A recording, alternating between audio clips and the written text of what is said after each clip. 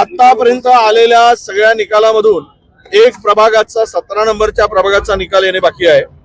16 प्रभागाच्या निकालातून काँग्रेसला आतापर्यंत 27 जागेवर विजय प्राप्त झालेला आहे आणि या बहुमत मिळवण्यामध्ये आम्हाला आता सर्वात मोठा पक्ष आणि महानगरपालिकेवर काँग्रेसची आणि मित्र पक्षाची सत्ता येण्यामध्ये आता कुठेही आम्हाला अडचण नाही आणि जनतेने ठरवल्याप्रमाणे हा निकाल अपेक्षित होता।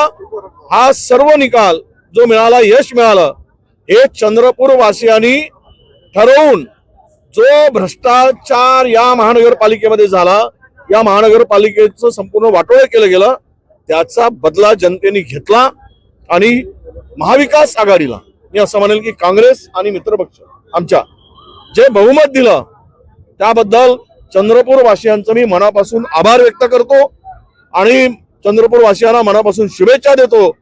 त्यांचे मनापासून धन्यवाद की आपण पुणे शहर या शहरावर काँग्रेसवर विश्वास ठेवला आणि घवघवीत असं यश दिलं, त्याबद्दल सर्व जनतेचे मी जाहीरपणे आभार व्यक्त करतो। सत्ता स्थापनेसाठी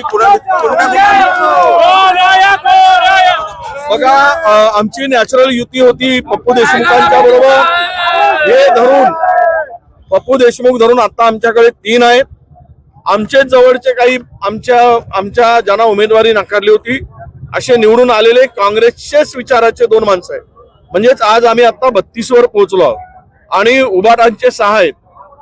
ते जर सोबत आले तर 32 आणि 6 38 आणि इतरही आमच्या सोबत संपर्कात आहेत।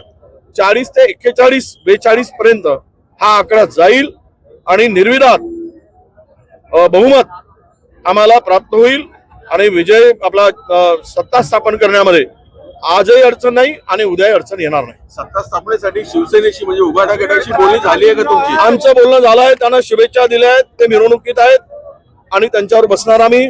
त्यांना सुद्धा आमचा आग्रहाचं हे असणार आहे। आपण सर्व मिळून जे काही आमच्या आघाडीतले पक्ष होते महाराष्ट्रात त्या सगळ्यांना घेऊन सत्तेसाठी आम्ही पुढे जाणार आहोत।